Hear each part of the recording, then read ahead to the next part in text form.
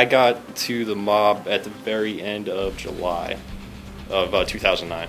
Then I picked up a couple extra things in mobility school. Driving the vehicles was new to me, as far as the LMTVs and the Deuces, and that's where you get your first initial training on that. So you kind of get the wetness off your ears off a little bit as you get to drive that around a little bit. They show you some different things. Then you go out to the field, and then land nav was new to me, mob school too. That was some fun stuff, because they get you on a team and they got checkpoints and you got to get to them. Sometimes if you don't get to them, you can get lost in the woods. The field exercise, the base defense, that was pretty fun, because you go out there and it's the first type of school, for me, coming from base comms, things of that nature, not having any mobility experience, where you actually go into a bare site and you actually start to build up your base defenses and whatnot with the ECPs, and you had your site that you had to defend. So that was pretty fun, and they give you these scenarios. They have Op4 that attack you, so you kind of get to learn a little bit from that, because you sit back after the scenario's done, you think, what did I do right, what did I do wrong, and they keep going at you, and then the final day you're pretty good, you're a well-oiled machine. It's a unique thing to go through, a unique skill set to get trained in, or at least an introduction to the mobility environment. And for people that haven't done it before, it's completely brand new. So it's definitely something that is good to have, and it's definitely a rite of passage to be a mobster. We were doing a lot of field exercises in the South training area here on base. We were getting prepped for that. We had a few deployments come along that other individuals went out onto. We were getting tasked out of our normal cycle, our normal ops tempo, because it was just really heavy at that point in time. So the work at home station got real rough, because obviously you're losing some of your manpower. You're doing a lot of those things. You still got to keep up the tempo for doing the field exercises, making sure everyone's ready to go.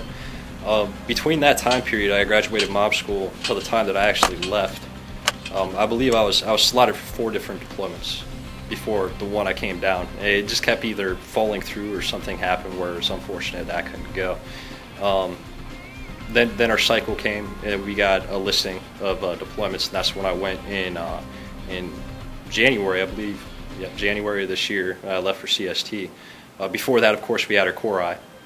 So, we were doing exercises all summer, and then our major inspection was coming up. So we were all in the work center trying to get that together, and we finally got everything good to go. That finished. We went on Christmas break, and then the unit started deploying individuals. I was ready to go. Like I said, I had those 4 deployments canceled, so I was itching at the ear to get out there and do something. So my opportunity came down. I was just looking forward to it. I ended up being in Afghanistan for 7 months. For the most part, I was at FOB Ghazni. That's where a lot of our supplies, a lot of our vehicles were. But there were 3 different FOBs in the AO that we were at. So I did a few things as I was leaving up at Bagram Airfield, but for the most part, it was the 79th Battalion helping those guys out and supporting those guys. So it was pretty much just the Ghazni province and where the team's locations were that I did a lot of my work.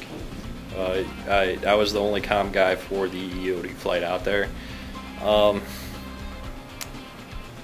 It was pretty good role, and you work as hard as you could to get them the things that they need and they wanted, and then you had the freedom to prioritize your work or get things done that you see as being relevant or more important to get done. So you had that opportunity to do that there. So it was really great, because they didn't sit down, they didn't task me. Hey, I need you to do this, this, and this today. It'd be we have morning meetings, and they'd say, hey, we need this accomplished. It was unique, being the only communications guy, because obviously, me being the only Air Force communications guy there, you didn't have that expertise to fall on, or if there was something a little bit more involved, you didn't have that helping hand. The unique challenge was when I first got in, I didn't know 90% of the systems. I ended up working on their IR systems for nighttime driving. That was called the DVE. It's a pretty simple system, but if you don't know what you're doing at first, you got to read through the manuals, you got to learn it real quick. BFT, Blue Force Tracker, that was completely new. I had never seen one until I actually got out to Gosney, so I had to learn that system pretty quick. Then they had intercom systems. Yeah, I've never worked with an intercom system in an MRAP before, or even a Humvee or any type of tactical vehicle. They're pretty simple, but you know, you get in there, you see all those cables and they're going left and right, so you got to sit there and you got to figure it out. I had to do it pretty quick because, you know, they needed a lot of work done. I went on convoy is because sometimes that was the easiest way to get there because of airflow and the way things were working out with that. It was a good opportunity because, number one, not only do you get to get that experience of doing something like that, you also get to experience the actual systems that you're working on in use. You get to actually be there to see how it impacts the communications, you know, if something goes down, or, you know, how well it works for them when they're actually out in the field. The biggest challenge for me was all the networking stuff, and you know, they do a lot of the reports and things like that with their software, specific software that they use, and you know, just having their accounts up so they can submit that, or, you know, if it goes down, what do I do? And, you know, there's a computer, it's dropped some type of driver. Okay, where do I get this driver? So that took me a little bit to catch on to, but it was fun because I got to learn that stuff. You know, and it ended up being where I got some computer equipment in for them for kind of like the tech refresh. So I did a lot of upgrading. You know, I tried my best to not say no, I can't do that. You know, everything that came across my way that needed to be done, or was an extra thing that they needed to make their lives a little bit easier, or, you know, to make their things run a little bit faster. You know, I tackled the problem as best of my ability before saying no, it couldn't be done. So I like to say that you know, I provided them with a few things that helped them out. Obviously, you know, I'm not Superman. I couldn't get everything 100%, but my fair share of things that went right. Because, you know, I always try to come back with something new, you know, so I can progress as a person or as a technician, you know, because I look at it the point that you stop, you know, stop progressing as far as an individual, you stop developing, you're pretty much peaked out at what you can do. So obviously I did learn a few things, and definitely want to get back to the work center and share that with my airmen and my fellow NCOs and make us better as a team. I just set out to do the best job that I could do for them, especially with the things that they were doing outside the wire on an everyday basis. You know, if I could provide them what they needed, that's what I wanted to do. It's good to work, good to get out there and do what you train in garrison, you know, nonstop to do. Just back to work now. We're just back to the everyday grind and getting things done, prepare for the next one. That's pretty much it right now.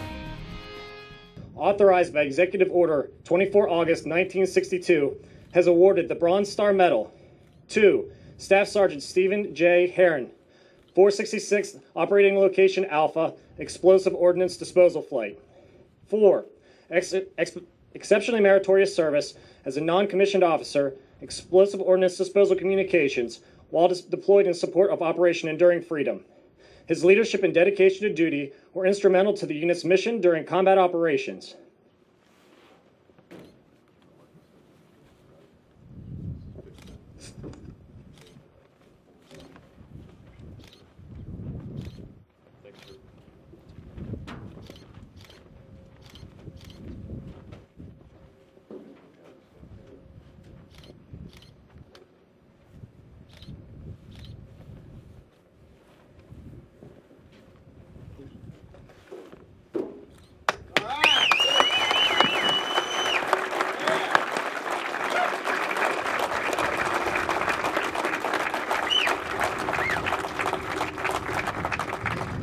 All right, folks, so let me put Sergeant Herron's Bronze Star in a little bit of perspective for you.